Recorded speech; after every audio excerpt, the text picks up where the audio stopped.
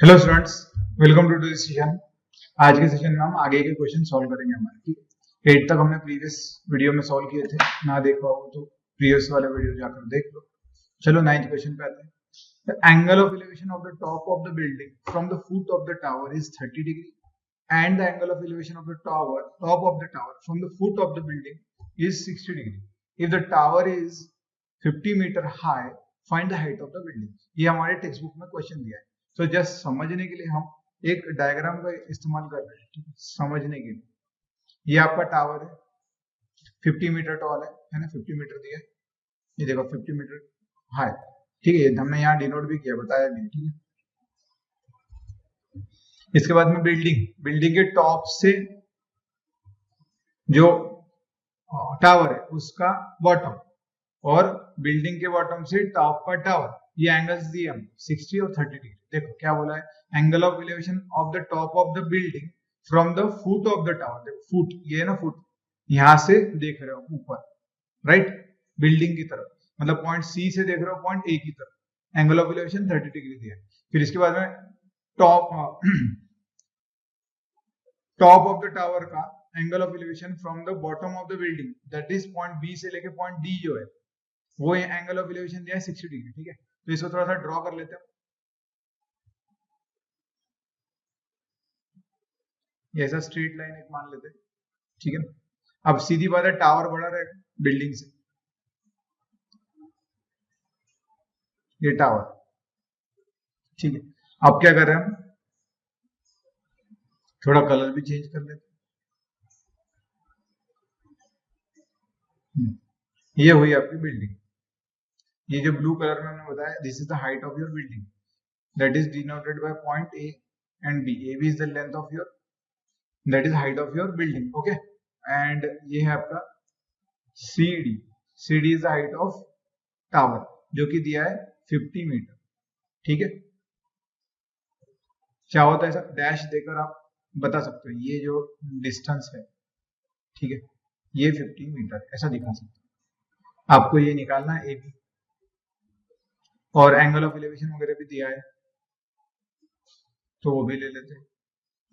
तो बॉटम से ऊपर, बिल्डिंग के बॉटम से टावर का टॉप, कितना एंगल ऑफ एलिवेशन है, 60 डिग्री। उसके बाद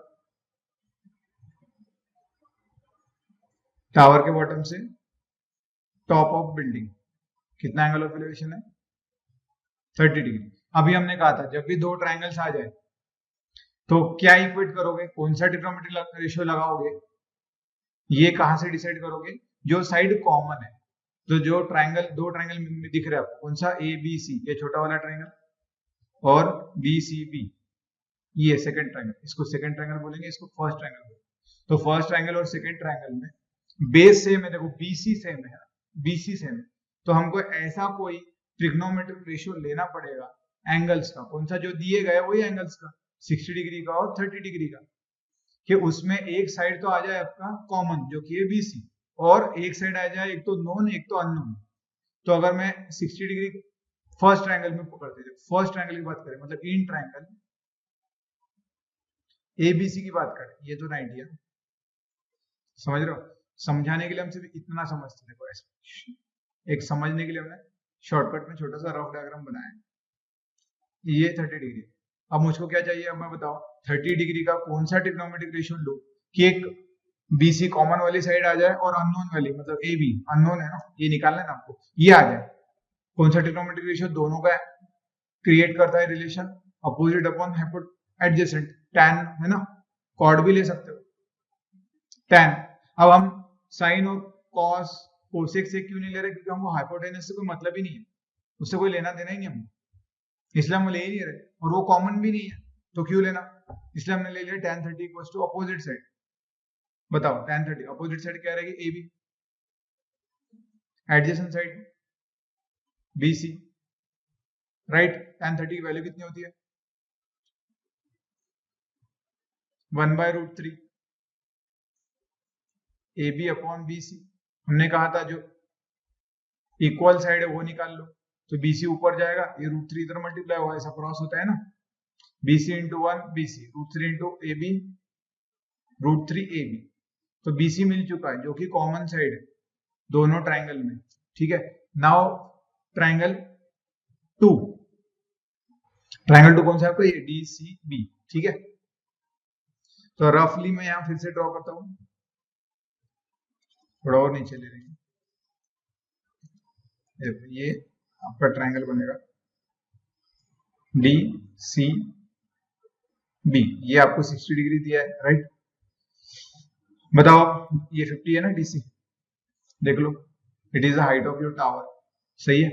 और BC बताओ आप कौन सा ट्रिग्नोमेट्रिक रेशियो लो 60 डिग्री का, कि जो नॉन साइड है DC और जो कॉमन साइड है वो आ जाए, tan का ही है ना, समझ रहे हो, इसलिए हमने tan ले रहा। बस अब फिर से आप चाहो तो BC की वैल्यू रख सकते हो, यहाँ पे BC की वैल्यू रख लोगे ना, ये इक्वेशन 1 से BC की वैल्यू रख देना। तो चलो रखो, DC क्या दिया आपको 50, BC क्या निकाला आपने √3AB, सही है। tan 60 का वैल्यू कितना होता है √3, और यहाँ 1 लिखेंगे अपॉन में, क्योंकि अपने क्रॉस मल्टीप्लाई करना है, तो ये 1 इधर मल्टीप्लाई होगा, ये इधर मल्टीप्लाई हो जाएगा, तो क्या हो जाएगा √3 into √3AB equals to 50 into 1, समझ रहे हो। बताओ √3 इंटू √3 कितना होता है 3, ये तो हमने बार बार देखा है। 50 इंटू 1 50, 3 इधर डिवाइड हो जाएगा 50 से, 50 को, तो AB क्या आ गया 50/3। बताओ फिर क्या आंसर आएगा, 3 1 3, 3 6 18, चलते रहेगा। या 16.66 भी लिख दिया तो भी चलेगा, बार ना दो तो भी चलेगा। ये मिल गई AB की लेंथ, बट अब सिर्फ देखना है मेजरमेंट किस में दिया है, मीटर में दिया है, तो मीटर लगाओगे ना, हाँ कि ना। तो 16.66 metre is the height of your building. बस अब आपने यहाँ जो DC लिखा था, DC की वैल्यू 50 लिखी थी, जो दिया वो गिवन लिख लेना चाहिए, फ्रॉम फिगर ये लिख लेना चाहिए हमने, इसके मार्क्स होते हैं। Angle ACB is equal to 30 degree दिया था आपको, है ना, ये लिख लेना चाहिए। एंगल DBC जो दिया था आपको वो 60 डिग्री दिया था, DC की जो हाइट थी वो 50 मीटर दी थी, ये लिख लेना चाहिए, ठीक है। उसके बाद ही आगे का स्टार्ट करना शुरू करना चाहिए, समझ रहे हो, क्लियर है सबको। सिंपल क्वेश्चन है, जस्ट अपना जो कॉन्सेप्ट है, स्टार्टिंग पॉइंट, कि जब भी दो ट्रायंगल आ जाए कॉमन साइड का रेशियो आना चाहिए, ऐसा ट्रिग्नोमेट्रिक रेशियो लो कि कॉमन साइड आए, और सेकंड वाली एक तो नोन वैल्यू है, नोन मतलब जिसकी वैल्यू पता है, जैसे DC, और या तो फिर अननोन है जो फाइंड आउट करना है, ठीक है। बस इक्वेट कर लो, या तो पहले ट्रायंगल से जो कॉमन साइड है वो निकाल लो, उसको सेकेंड ट्रायंगल के इसमें रख देना, सिर्फ कॉमन साइड, राइट। बस वही किया हमने, ठीक है। तो क्वेश्चन नंबर 10 क्यों, 2 poles of equal heights are standing opposite to each other on either side of the road। मतलब जो रोड होता है दोनों साइड रहेगा ना, जैसे अगर मैं बताऊं ये रोड है, तो एक साइड में इधर से एक पोल रहेगा, इधर से एक पोल रहेगा, राइट। थोड़ा सा ढंग से निकाल लेते हैं। ये आपका जो रोड था उसका साइड है, ठीक है। फिर एक पोल ऐसा खड़ा है, एक छोटा एक बड़ा ले लेंगे ना, क्योंकि एज ऑब्वियस एक पोल की हाइट छोटी होगी, एक की बड़ी होगी, तो ये राइट साइड वाला में थोड़ा बड़ा ले लेते हैं, ठीक है। ये 90 डिग्री की रेट करेगा, ये भी 90 डिग्री करेगा। ये एक AB पोल ले लेंगे, ये CD पोल ले लेंगे, हाइट, ठीक, समझ रहे हो। विच इज 80 मीटर वाइड, जो रोड है वो 80 मीटर वाइड दे दिया गया, ये 80 मीटर का रोड है, ठीक है ना। From a point between them on the road, इन दोनों के बीच में है कोई तो भी पॉइंट, कहां पर है पता नहीं, ठीक है। The angles of elevation of the top of the poles are 60 degree and 30 degree respectively. Find the height of the poles and the distance of the point from the poles, ऐसा बोला। देखो आपको एग्जैक्टली मिडल में नहीं दिया गया है point, नहीं तो कहोगे मिडल में, ऐसा कुछ नहीं दिया गया है। तो मान लो जो पॉइंट था वो यहाँ कहीं पे है, इसको पॉइंट P नाम दे दें। तो अब ज्वाइन करो टॉप्स को ज्वाइन कर लेंगे। तो A टॉप है, AB इस पोल का, बराबर है। इसके बाद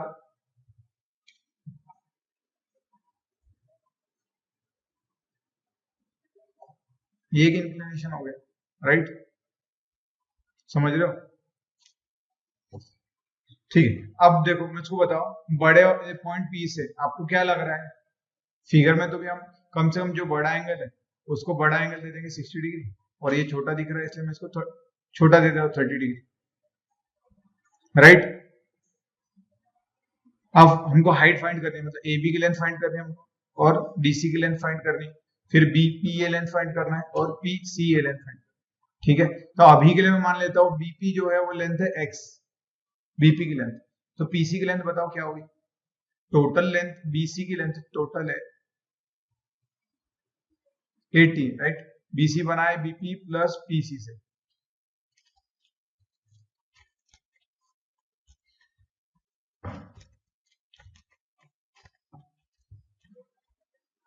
तो बस आपको B जो BP है वो हमने X माना है, राइट, और BC लेंथ आपको 80 पता है, तो PC लेंथ निकालने में दिक्कत नहीं होगी, होगा 80 माइनस एक्स, है ना। तो ये जो है 80 माइनस एक्स है PC, ठीक है। अब जो फाइंड आउट करना है वो निकाल लो, राइट। तो चलो जो फर्स्ट ट्रायंगल है ना, triangle ABP, in triangle ABP tan 30 degree क्या आएगा? अपोजिट अपॉन एडजेसेंट, जो क्या आएगा BP, ठीक है। AB आपको पता नहीं है, फाइंड आउट करना है। tan 30 की वैल्यू कितनी होती है? 1/√3 AB अपॉन BP को आपने कंसीडर किया है X, ठीक है। X इसलिए कंसीडर किया कि आसानी होगी हमको सॉल्व करने में। बट अब X निकाल लो, अगर मैं X इधर भेजू 1 इंटू एक्स और √3 को इधर भेज दो √3 इंटू AB, तो AB इंटू √3, ठीक है। तो X की वैल्यू आपको मुझको मिल चुकी है AB इंटू √3, ठीक है। इसी को हम इक्वेशन नंबर 1 दे देंगे। अब हम लगाएंगे ट्रायंगल 2 का यूज करेंगे, DCP का यूज करेंगे। In triangle DCP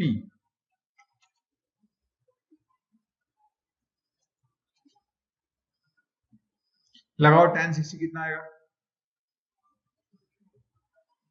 tan 60 degree, opposite upon adjacent, opposite है आपका DC, एडजेसेंट है PC, तो आएगा DC अपॉन PC। अभी हमने PC की वैल्यू निकाल के रखी है ना, ये तो फिगर में भी डायरेक्ट लिख सकते थे आप, चाहो तो इसको इक्वेशन नंबर 2 दे देना, फ्रॉम इक्वेशन 2 यूज कर सकते हो। tan 60 कितना है? √3, BC नहीं पता, PC आपने निकाला है 80 माइनस एक्स, लिख देना फ्रॉम 2। अब क्रॉस मल्टीप्लाई करो, ये इधर मल्टीप्लाई होगा, √3 into 80 minus x equal to 1 into DC, simple है। बताओ फिर क्या आएगा? अब √3 से अंदर मल्टीप्लाई कर लेते हैं, √3 into 80 √3 minus √3 into x, x √3, सही है, या √3x ऐसा भी लिख सकते हो। √3x ही लिखना चाहिए हमें, क्यों? क्योंकि नंबर हम पहले लिखते हैं फिर वेरिएबल लिखते हैं ना, equal to 1 into DC, simple है। अब x की वैल्यू आपको इक्वेशन 1 से मिल जाएगी, x की वैल्यू आपको इक्वेशन 1 से मिल जाएगी, कितनी है? AB √3,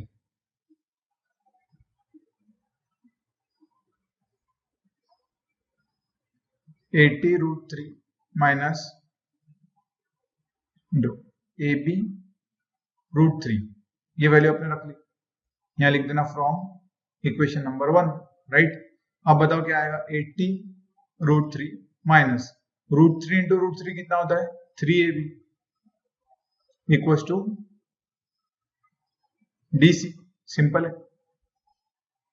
अब हमारे पास दो अननोन्स आ चुके हैं। क्या अननोन्स आ चुके हैं AB और DC। ये एक रिलेशन मिल चुका है, तो मैं इसको अभी के लिए ब्रैकेट कर देता हूं क्योंकि हम यहाँ अटक गए।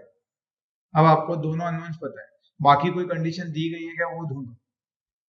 ठीक है, सोचो आप क्या कर सकते हैं इसमें कि और कुछ मिल जाए हमको। चलिए तो देखिए यहां पर फर्स्ट लाइन दी गई हमको two poles of equal heights. तो जनरली बच्चे जो मिस्टेक करते हैं वो मैंने आपको करके दिखा दी है। हमने हाइट छोटी बड़ी ली है, बच्चों को लगता है एंगल छोटा बड़ा है तो हाइट भी छोटी बड़ी होगी, राइट। तो ये मिस्टेक आप मत करना। तो चलो अगर कर भी दी तो क्या करेंगे, यहां अटक गए ना। देखो ऐसे कोई क्वेश्चन अगर आपने कर भी दी, जो कि करोगे बहुत सारे स्टूडेंट्स करेंगे, यहाँ अटक गए। दो वेरिएबल्स है ना, या दो अननोन से, वेरिएबल है ना अननोन होता है। यहाँ ए बी अननोन है, DC अननोन है और एक ही इक्वेशन है। हमने देखा है हमारे पास में दो अननोन्स हुए तो हमको दो इक्वेशन चाहिए। Linear equation in two variables में मैंने बताया था, जितने वेरिएबल्स है उतनी इक्वेशन चाहिए। मतलब जितने अननोन्स है, अननोन ऑब्जेक्ट्स है जिसकी वैल्यूज आपको निकालनी है, तो उतने ही वेरिएबल आपको इक्वेशन चाहिए होंगे फाइंड आउट करने के। तो यहाँ पर तो एक ही बन रहा है, दूसरा नहीं बन रहा है। मतलब ही हमारे क्वेश्चन में समझने में कुछ दिक्कत हुई है, तो आप हमेशा फिर से क्वेश्चन पढ़ोगे। यहाँ क्या कहा गया है, two poles of equal height, मतलब क्या दिया है AB is equal to CD। ये फर्स्ट पोल और सेकंड पोल की हाइट सेम दी है, CD यानी DC लिख लो, एक ही बात। तो अब जहां पर आपका यहाँ आया है वहां पर AB लिख दो DC की जगह पर। 80√3 इसको राइट हैंड साइड में भेजेंगे तो क्या आ जाएगा, DC प्लस √3AB। सही है। अब DC की लेंथ कितनी है, AB की लेंथ कितनी है, तो मैं AB लिख देता हूँ DC की जगह पर। क्या आ जाएगा फिर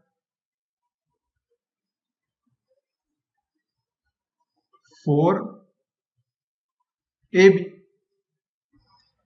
हाँ कि ना, एक AB प्लस 3AB 4AB ऐसा, या AB कॉमन ले लो, 1 + 3 4 आता है। अब 4 1 जा 4, 4 2 जा 8 और 0 लगा दोगे, मतलब AB की जो लेंथ मिल चुकी है वो कितनी है 20√3। सिंपल है। अब डिस्टेंस मीटर में दिया था इसलिए ये भी मीटर में लोगे, तो AB की जो लेंथ है वो आ गई आपकी 20√3। अब जो पोल्स है AB यानी length of a pole, first pole, तो जो दूसरा पोल है उसकी लेंथ भी तो सेम ही होगी, बाकी ना। आप चाहते तो यहाँ AB की जगह DC रखते, DC आ जाता, फिर DC को AB लिख देते, एक ही बात है। तो दोनों पोल्स की हाइट अब आपको मिल चुकी है, सिंपल है। अब आपको क्या कहा गया था, देखो first part of the question is हो गया कि हाइट ऑफ द पोल्स निकालना है, निकाल लिया। सेकेंड क्या है आपका, distance of the point from the poles, दोनों पोल से डिस्टेंस कितना है। तो जो फर्स्ट पोल है उससे डिस्टेंस x है, जो सेकंड पोल है उससे 80 - x है। इन शॉर्ट x निकल जाए तो दोनों निकल जाए। अब 80 निकालने x निकालने के लिए इक्वेशन ढूंढो। ये फर्स्ट इक्वेशन में AB की लेंथ पता है हमको, x मिल जाएगा, तो बस यहाँ लिख दो, put AB equals to 20√3 in equation 1। Equation 1 क्या है अपना, हमारा x equals to AB√3, x equals to AB√3। चलो रखो AB की वैल्यू 20√3, ये हुई AB की वैल्यू इंटू √3। अभी फिर से √3 इंटू √3 कितना आएगा, 3 आएगा। 20 इंटू 3 कितना होता है 60, ये हो गया मीटर, है ना। मतलब फिर हम यहाँ बोल सकते हैं कि फर्स्ट पोल से 60 मीटर पे ये डिस्टेंस है 60 है, तो एज ऑब्वियसली कितना होगा 20 PC का डिस्टेंस, क्योंकि total distance building from total distance between the poles कितना 80 है, तो लिख दो यहाँ पे। Therefore, distance of a point from first pole is 60 meter and from second pole, आप ऐसा नंबर मत लिखना, सेकेंड की स्पेलिंग लिखना, पोल इज 20 मीटर, क्योंकि टोटल डिस्टेंस 80 है, ये एक हो गया। और फिर हाइट ऑफ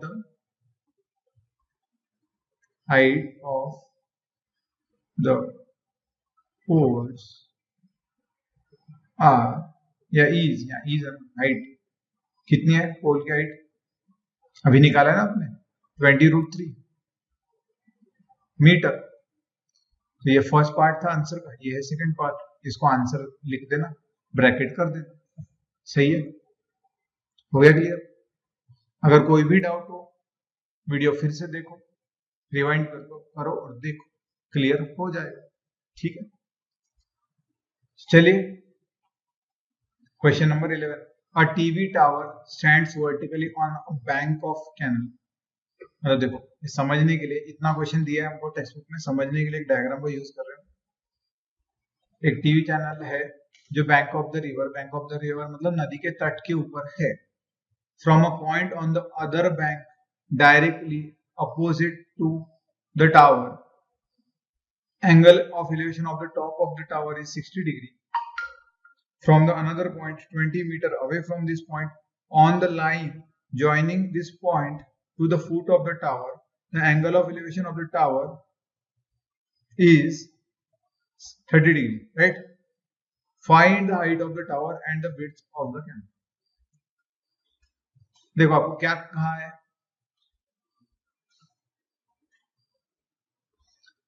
टीवी टावर क्या है आपका, बैंक ऑफ द रिवर पे, सही है।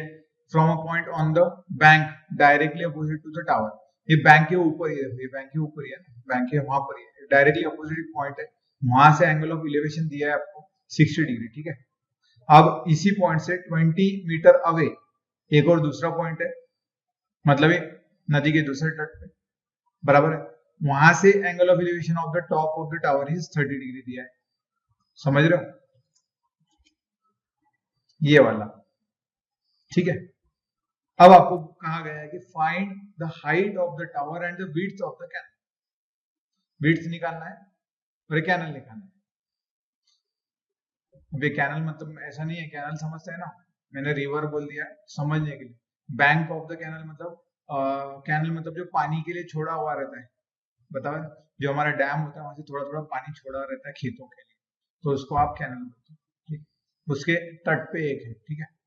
तो जो विड्थ होगी कैनल की कितनी होगी, यहां से डी से लेकर बी तक जो विड्थ है वो कैनल की विड्थ है, ठीक है।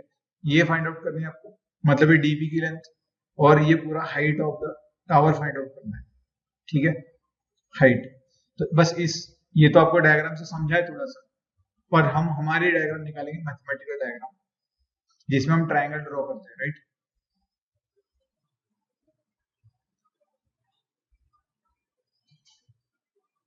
तो ये बन गया आपका,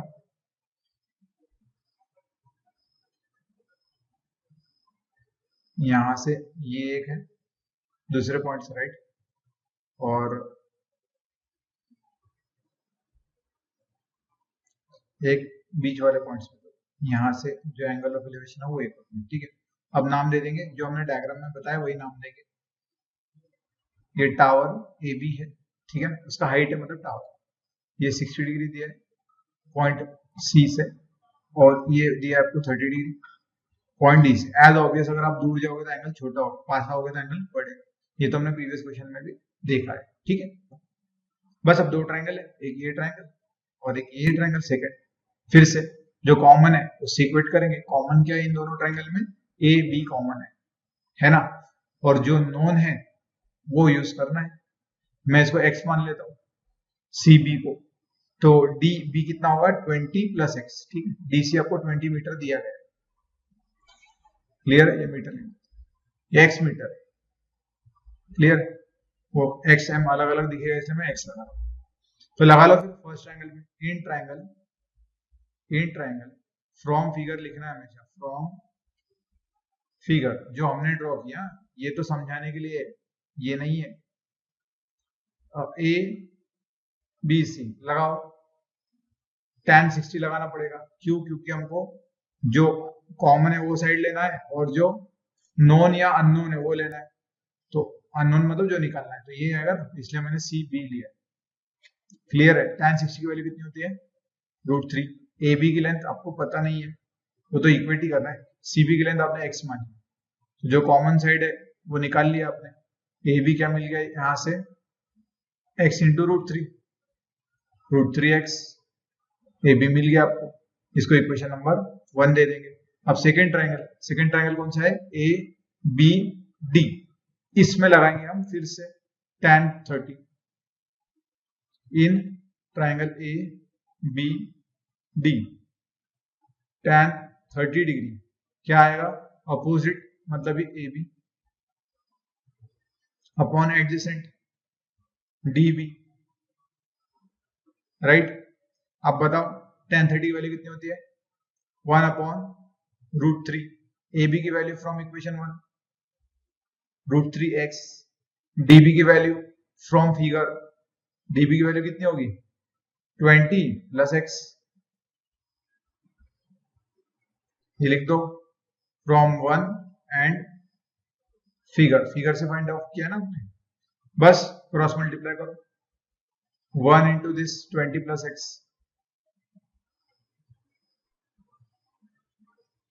√3 into √3x।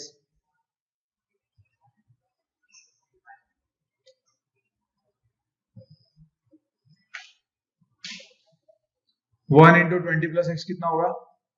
20 plus x। √3 into √3 कितना होगा? 3x। इस x को राइट हैंड साइड में भेज दो, तो कितना आएगा? 20 equals to 3x minus x। Plus हो तो राइट हैंड साइड में जाने के बाद माइनस होता है, माइनस हो तो प्लस होता है। 3x माइनस x कितना होगा? 2x। तो x की वैल्यू कितनी मिल गई आपको? 2 10 20। x की वैल्यू मिल चुकी है हमको 10। x क्या था? लेंथ ऑफ CB, हाँ कि ना? therefore CB is equals to 10 metre. तो बताओ DC कितना आएगा आपका? DC कितना आएगा? DB कितना आएगा? DC plus CB। DC आपको 20 दिया है, CB आपने 10 निकाला है, तो ये 30 मीटर आ जाएगा DB। DB is the width of your canal. यही निकालने को कहा गया था। तो एक तो विड्थ ऑफ द कैनल निकल गया और हाइट ऑफ द टावर निकालना है। हाइट मतलब ए बी निकालना है, हाइट ऑफ द टावर। तो ए बी का इक्वेशन है ना 1, बस निकाल लो। Now from equation 1 A B की लेंथ कितनी है आपकी? √3 इंटू एक्स है ना। एक्स की वैल्यू आपने भी निकाली, कितनी है? चाहो तो इसको इक्वेशन 2 दे देना, 10 रख दो। तो ए बी कितना हो जाएगा? √3 इंटू 10। इसको हम लिखते हैं 10 √3। √3 वाली टर्म बाद में लिखते हैं, अगर दोनों नंबर हो तो। एक वेरिएबल हो तो √3 सामने लिखते हैं, ठीक है। तो ए बी की लेंथ मतलब ही हाइट ऑफ द टावर कितनी मिल गई आपको? 10 √3। तो लास्ट में लिखना है therefore आंसर, ये आंसर लिख रहे हो है ना। Height of the tower is 10 √3 meter and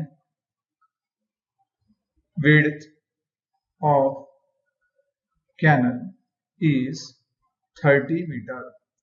समझ गए? इसको ब्रैकेट कर लेना स्केल से अच्छे से। This will be your final answer. Okay, got this? समझ में आ गया कैसे किया था? चलिए तो नेक्स्ट क्वेश्चन की ओर। 12th क्वेश्चन क्या कहा है आपसे? From the top of 7 metre high building, एक बिल्डिंग है जिसकी हाइट जो है 7 मीटर है। तो ये तो क्वेश्चन है, चलो समझने के लिए डायग्राम को यूज करते हैं। एक बिल्डिंग है जिसकी जो हाइट दी गई है आपको वो 7 मीटर है। देखो मैंने हमने ड्रॉ भी किया, 7 मीटर है, ए बी माना है उसको, ठीक है। और from the this top of the building, height of the tower, ये देखो एक टावर है, उसका sorry top of the tower का जो एंगल ऑफ एलिवेशन है from the top of the building कितना है, एंगल ऑफ एलिवेशन आप हमेशा हॉरिजॉन्टल से लेते हो, तो ये वाला एंगल आएगा, है ना, यही वाला एंगल आएगा, वो 60 डिग्री दिया है। और टॉप ऑफ द बिल्डिंग से बॉटम ऑफ द टावर का जो एंगल ऑफ डिप्रेशन है, ये एंगल ऑफ डिप्रेशन, मतलब नीचे देखते हो तो एंगल ऑफ डिप्रेशन, ऊपर देखते हो एंगल ऑफ एलिवेशन, ये तो हम बार बार कह चुके हैं, बट हॉरिजॉन्टल से लेते हैं, बच्चों को यहाँ गड़बड़ होती है, ठीक है।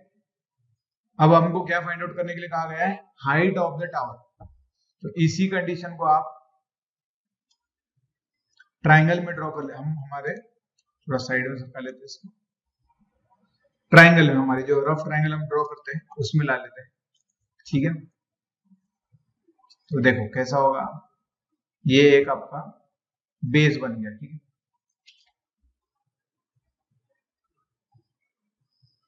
ये बेस बना लिया, इसके बाद हम एक टावर लेंगे, ये आपका टावर आ गया,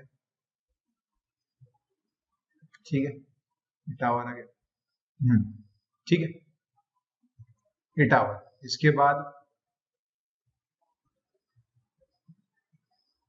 ये बिल्डिंग लेंगे, छोटी बिल्डिंग है, टावर से छोटी है बिल्डिंग, ठीक है, this is the building, okay, ये बिल्डिंग। तो चलो बिल्डिंग की जो हाइट है वो हमने ए बी माना है, और ये 7 दी है आपको, 7 मीटर दी है, ठीक है। अब आते हैं हम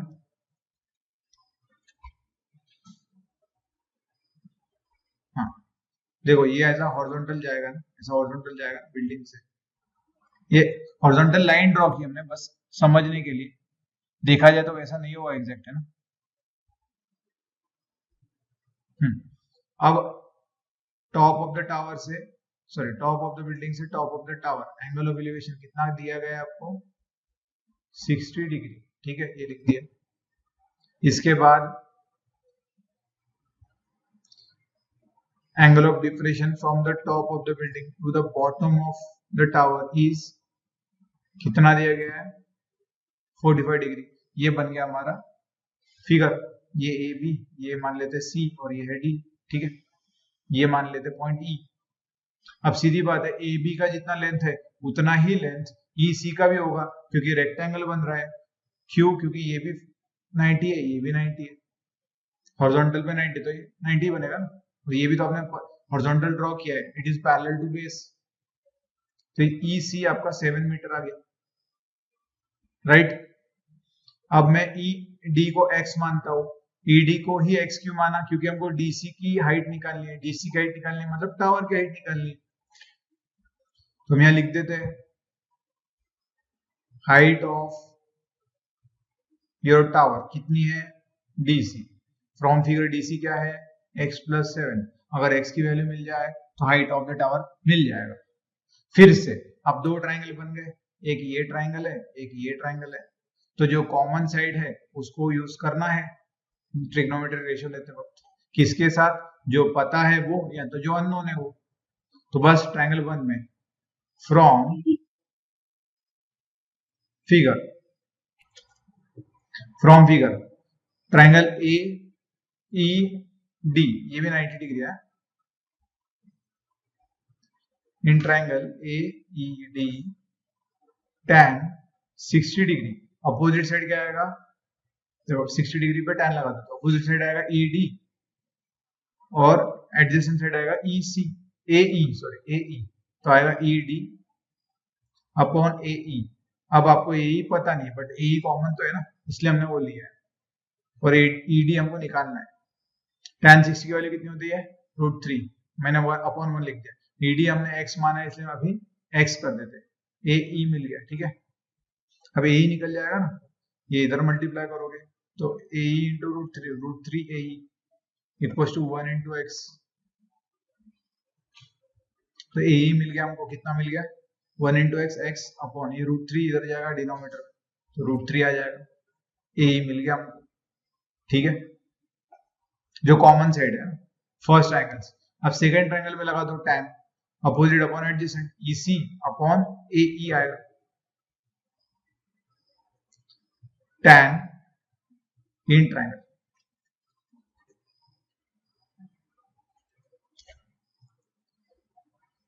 लिखो फिर in triangle A E C tan 45 degree कितना होगा? अपोजिट साइड क्या है आपकी? एईसी में ईसी और एडिशन साइड क्या है? एई, तो ईसी अपॉन एई आएगा, ईसी अपॉन एई। एई आपको यहां से मिल जाएगा ना, यहां से मिल जाएगा। एई 7 दिया है, हमने खुद ही फ्रॉम फिगर ले लिया है ना। tan 45 कितना होता है? 1। आखिर ना tan 45 की वैल्यू होती है 1। ईसी आपको अभी के लिए नहीं पता, चलो अभी के लिए ऐसे। एई क्या है? फ्रॉम फिगर 7, तो ये 7 आ जाएगा इधर। ईसी की वैल्यू कितनी मिल गई? 7। अब ईसी की वैल्यू रखो, सॉरी उल्टा रख दिया मैंने। ईसी तो पता नहीं है ना आपको। हाँ, ईसी क्या दिया आपको? 7। ऊपर लिखना था हमने, ईसी है 7, एई अभी के लिए ऐसे ही रन देते, ये इधर आ जाएगा। तो एई की वैल्यू मिल गई आपको 7। एई की वैल्यू क्या है? x अपॉन रूट 3, तो रख दो x upon root 3 equal to 7। यहाँ लिख देना फ्रॉम 1, है ना, समझ रहे हो? अब ये सिर्फ इधर मल्टीप्लाई हो जाएगा, तो x क्या मिल गया आपका? 7 रूट 3। सिंपल है, बस अब काम हो गया हमारा। ये अगर मेरा है 7 रूट 3, तो टोटल लेंथ मिल जाएगी ना, ये हमने अभी यहाँ लिखा है ना। हाइट ऑफ द टावर क्या है? x plus 7। Therefore h height of tower is equal to x plus 7। हमने निकाल के रखा था ऊपर, x की वैल्यू रखो 7 रूट 3 प्लस 1 प्लस 7। 7 कॉमन निकालेंगे, क्या आ जाएगा? Root 3 plus 1। मीटर लगाओगे क्योंकि सब कुछ मीटर में चल रहा है।